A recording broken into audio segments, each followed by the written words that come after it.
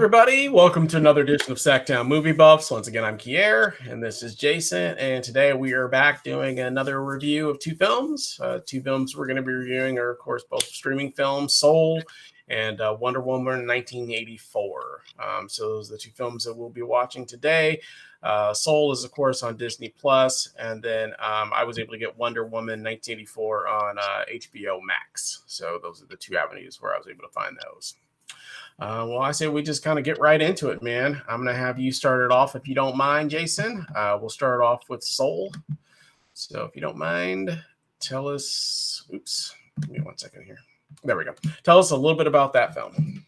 Okay, so Soul is the latest Pixar film, and it's about a jazz musician named Joe, voiced by Jamie Foxx, who is basically, as a musician myself, not anybody who ever, I never tried to do it professionally or anything like that, but I'm familiar with the idea of a musician who loves music more than anything, but was never able to make it professionally. And he's basically a high school teacher now, teaching music to high school kids who half of them don't really seem to care all that much. So he's a little bit in a rut. He still has dreams of doing it professionally. But right now he's just kind of getting by teaching high school students. Well, one day an opportunity drops in his lap to basically go on tour with one of his heroes playing piano at the same moment that he has just gotten offered a full-time high school job to teach students. So he had to kind of make a choice.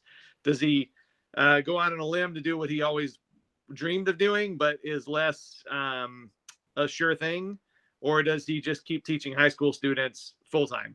And then in the midst of all this, he dies. He accidentally when he's trying to make this decision, he dies. He falls into a manhole and dies. They don't really show it. This is a kids movie again. It's a Pixar movie, so it's for all ages really. But then he goes into the afterlife, and the movie is basically about his attempts to get back into his own body. And it's a lot more complicated than that, but that's the gist of it. So it's a Pixar movie, so you already know, or I think most people already know, that it's kind of a step above as far as most animated films go.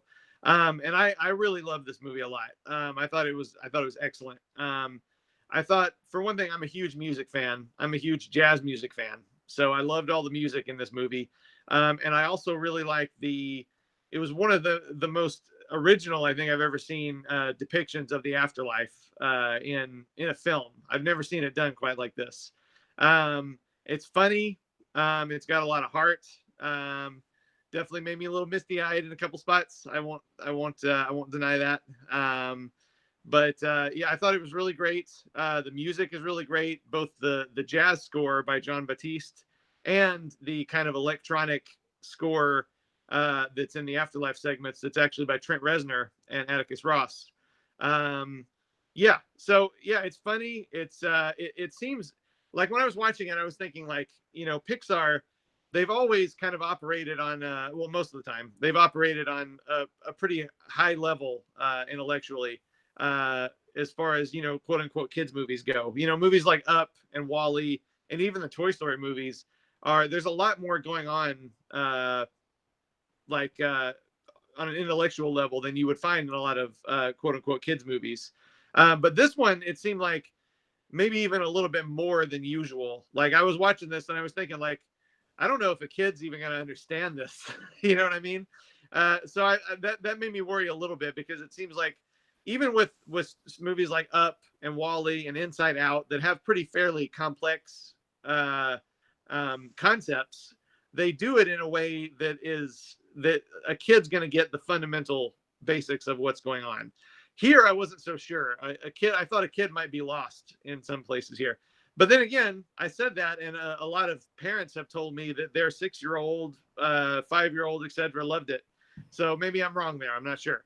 But in any case, I really, really enjoyed it. It's definitely one of my favorite films of the year, and it's too bad that I wasn't able to see it on a big screen. You know, they put it directly on Disney Plus because of COVID-19. Of course, it would have come out on theaters if 2020 hadn't been 2020. So it's kind of a shame because it is a really beautiful movie to look at that we didn't get to see it on the big screen, but Disney Plus is good enough, I guess. So, but yeah, I really liked it a lot. How about you, Kierre? Yeah, I liked it. I can't say that I loved it as much as you did. I did like it. And I thought I had some of the same concerns that I don't know. I thought that it did seem a little highbrow for most younger kids or whatever. They may like it, but I don't know if they really going to understand the full gist of exactly what was transpiring with the afterlife and that sort of stuff. There was that other film about death as well. I can't think of the name of the one set in Mexico. Oh yeah, Coco, yeah. So that one was kind of in that same kind of vein where most of the film was about kind of like the afterlife and stuff like that. So it was kind of in that same vein, and I know kids love that one as well. But yeah, this one did seem a little highbrow for most kids. I don't know if all the jokes they would have gotten them or if they went over their head or that sort of stuff. But I did enjoy it. I thought it was a good story. It is a heartwarming story and that sort of stuff, just in terms about, the meaning of life and the value of your life and that sort of stuff. And then obviously Tina Fey plays like a soul in the film also. And so it's her voice, and she's kind of sidekick. Was that sidekick?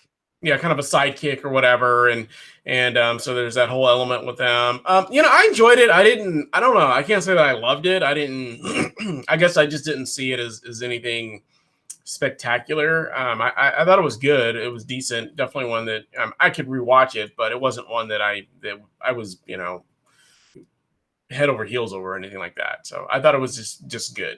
I thought it was good. So it's not up there in the upper echelon with me with like Up or Wall-E or some of those other ones, or even some of the first couple Toy Stories. But it's definitely, kind of the middle of the road for me, basically. So one that I like better than some of the terrible ones, but not up there in the top tier for me. So just me personally. But overall, not a bad film. Like I said, whether kids like it or not, I guess they do. From the ones parents you've talked to, but like I said, I definitely don't think they're going to get all of the nuances and all of the jokes and all the references in there. But like I said, even with like Wall-E or Up, I don't know if they always did in those ones either. No, that's what's so great about a lot of Pixar movies, and Inside Out too is another good one. And Inside Out, the story works on like multiple levels. Like the kids get it on one level, adults get it on a different level. It's kind of, it plays off of so many things. I agree for sure. Yeah. For sure. But yeah, definitely. Like I said, fun film. Not a bad way to spend. How long was it? What was the running time? Do you remember? Hour and 45 minutes, I think. Hour and 45 minutes. So not too terribly long. We'll talk about the longer film in a second here. But yeah, so not too terribly long. But yeah, not a bad way to spend in under 2 hours, in my opinion. So, but yeah, definitely a film that clearly would have been in theaters and probably would have been a pretty decent sized hit. I would assume. So. Oh yeah. But yeah, just COVID-19 is one of them things, man. I don't know. So we'll see how that goes. We've already had a discussion about films coming out streaming. Even in this year, 2021 now, there's going to be a lot of films that will be streaming that were big budget films that, and even the next film that we're about to talk about was probably an even bigger budget film. You know what I mean? It probably would have a mega, blockbuster, that unfortunately is streaming this year. So cool. Anything else you wanted to add about Soul? Nope. All right. Well, then we should move on to the next one. So let me give you 1 second here. So the next film, and I will take this one, is going to be Wonder Woman 1984. I like the original Wonder Woman. I thought it was a fun film. That one was set, one was like the 50s or something of that nature. I don't remember the time period, but it was obviously prior to the 80s for sure. So, and I still don't fully, I guess maybe I missed that part, but I fully grasp of like, does she not age? Does she just time travel? I'm not for sure how all that works. So, but I don't know. They don't really explain it. But this one's set in '84. Obviously, she's been in more current ones with the DC ones or whatever, the Superman versus Batman versus Superman and Justice League and that sort of stuff. So this one is basically Wonder Woman is in 1984. Her boyfriend died in a plane crash, and it also stars Kristen Wiig as well. And so in this one, basically, they're all like um, uh, working at like The museum. A museum. Yeah, they find like this ancient stone. Kristen Wiig has this ancient stone, which they're trying to figure out where the stone came from. And basically, what it is the stone is kind of like a wish granter. So basically, you make a wish, and the wish basically comes true. However, there's also negatives or negative side about the wish. So like Wonder Woman, she clearly makes a wish that, her boyfriend was still alive, who is played by Chris Pine, and he basically comes back to life. But there's a downside to that as well, and I won't get into that. And then Kristen Wiig, she makes a wish to be more like well, the main, not Wonder Woman specifically, but she makes a wish to be more like Gail Gadot's character, she didn't realize had special powers. She just seemed like she was so beautiful and so graceful and that sort of stuff. So she makes a wish to be kind of like more like her, and ends up actually getting the same powers that Wonder Woman has. And then it also stars as a bad guy. So Kristen Wiig plays a bad guy. Then also stars the bad guy is Pedro Pascal, who is basically a kind of like an oil developer or whatever, and he basically he ends up getting a hold of the stone and makes a wish that he basically is the stone. So the stone basically absorbs into him, so now he can actually basically anything that you wish for, he can basically grant your wish.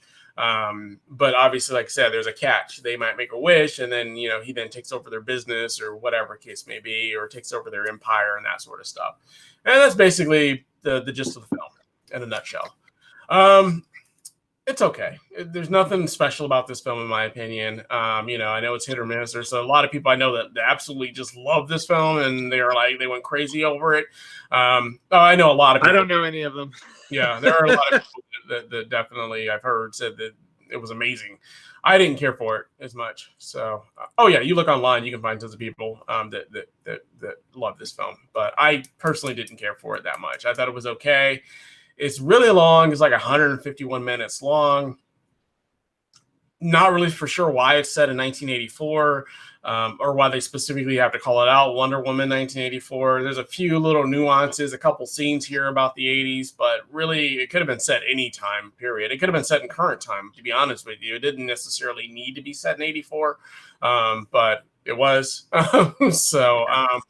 And then I don't know. I just the villain was like, he wasn't really a bad guy per se. I think he just became more of a bad guy because he inherited those powers and kind of was like more of a control freak. Kristen Wiig also plays kind of a villain in the film who probably really wasn't a villain. I know they do that sometimes in films where a normal guy inherits powers or whatever and then becomes a villain through that. They've done that in many other films. But I don't know. I just wasn't as interested in the characters. I feel like you're like halfway through the film before you really even have any kind of conflict, really. So the pacing was a little bit slower than what I would have liked, and I don't know. It just wasn't. I didn't think it was as good as the first one. It wasn't even as good as the Justice League films, in my opinion. So I thought it was just okay.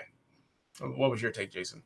Oh yeah, I didn't like it, and I pretty much everybody I've talked to didn't like it either, to be honest.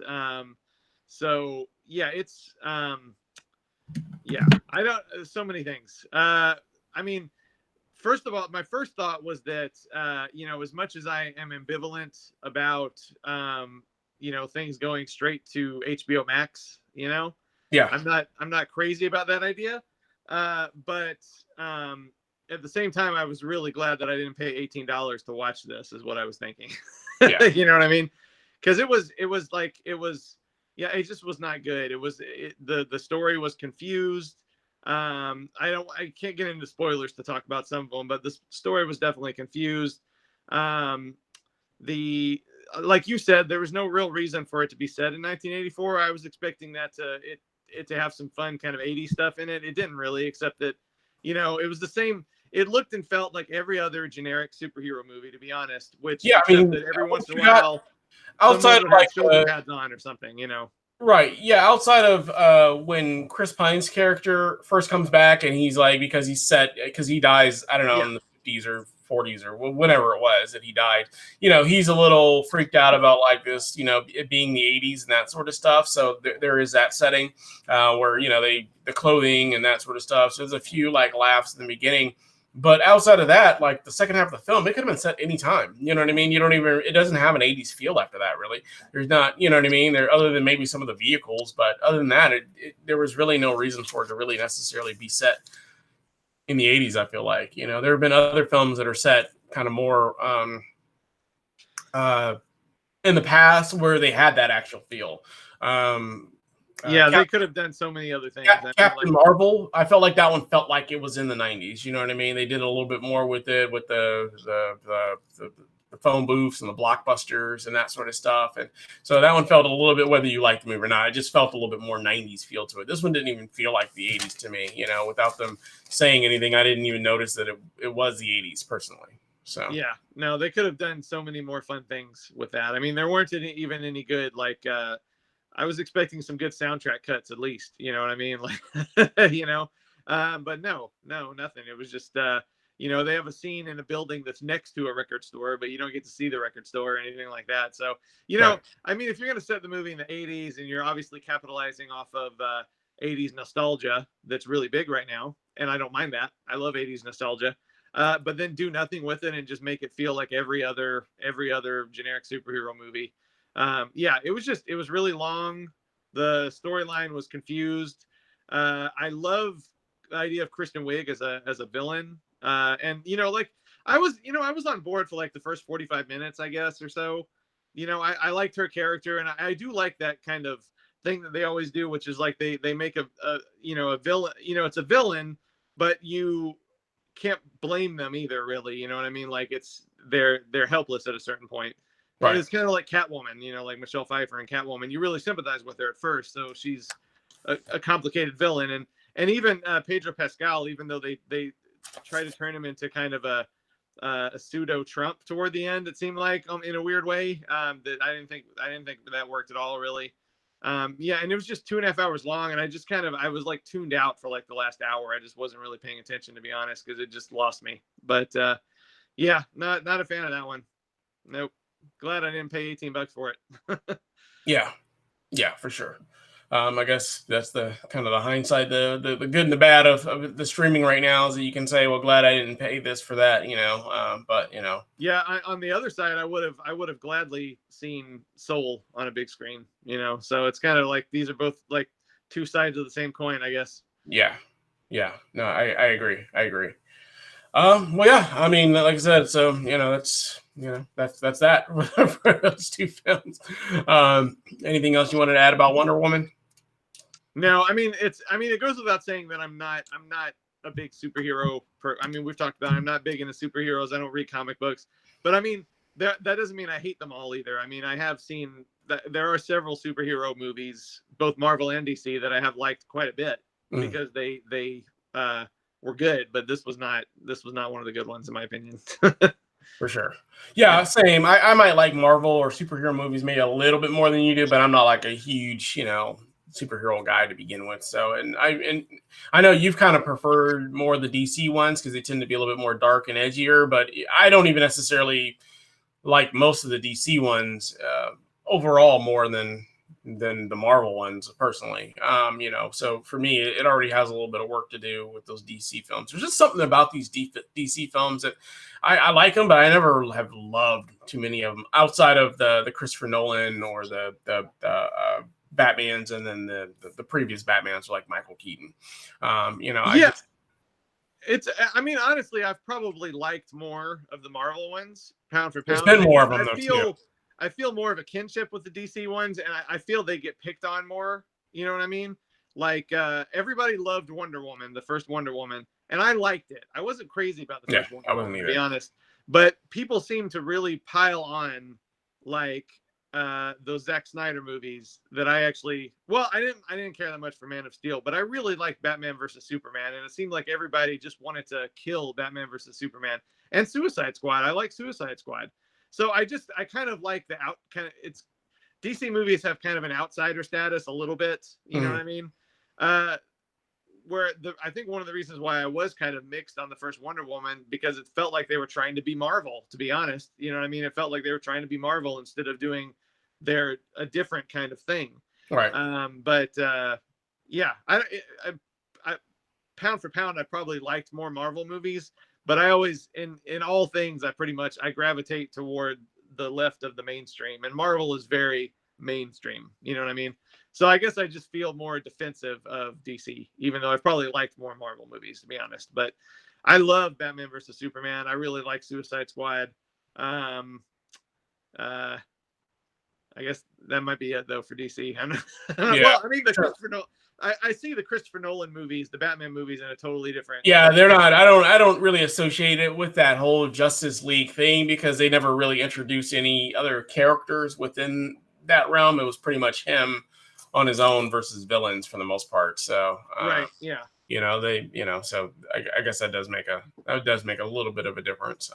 Yeah, I don't even see those as in the same universe, although I guess they are. But they are. But yeah, I get what you're saying. It's kind of like the Spider-Man before the current Spider-Man. You know what I mean? Oh, yeah.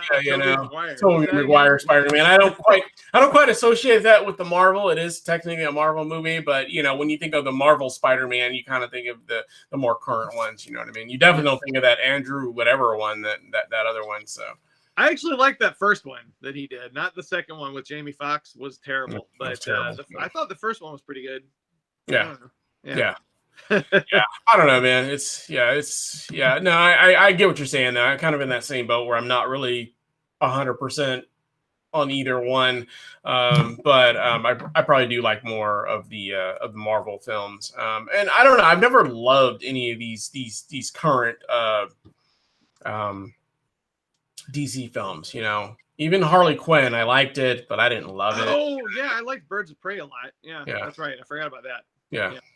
Yeah, but I like quite a few of them. It's not my genre really, I guess. Yeah.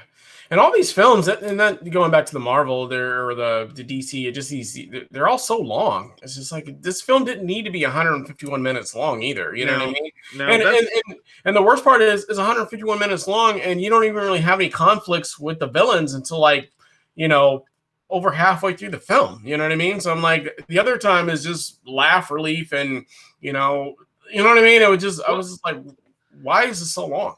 And yet, that first part of the movie was the only part I liked. I think I kind of liked the part before the plot really kicked in. I liked the friendship between Gal Gadot and Kristen Wiig. I liked that developing because I saw it going interesting places. Because but then.